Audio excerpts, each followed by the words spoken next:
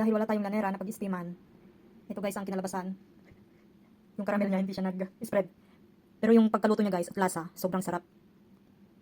Ang smooth niya guys. Yan o. Sobra. Yan lang kasi ang pinaglutuan ko. Hindi siya Thank you guys. Bye.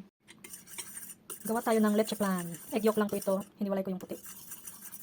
Lalagyan natin ng loaf bread para may iba naman. Tapos 5 itlog, tapos isang evaporada at condensed milk. Depende po yan sa condensed kung gusto niyo po ilagay lahat. Sa matamis. Mahilig sa matamis. Ayan, lagyan na natin ng foil. Pagkatapos i-caramelize yung sugar niya. Ito na. Takpan natin para hindi tumatik yung tubig. Steam at least 15 minutes. 15 minutes boil. Low fire lang ang gamitin natin.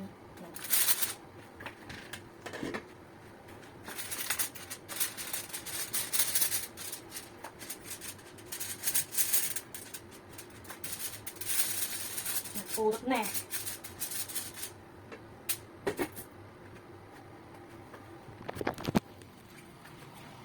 Ayan guys. Low fire lang. 15 minutes.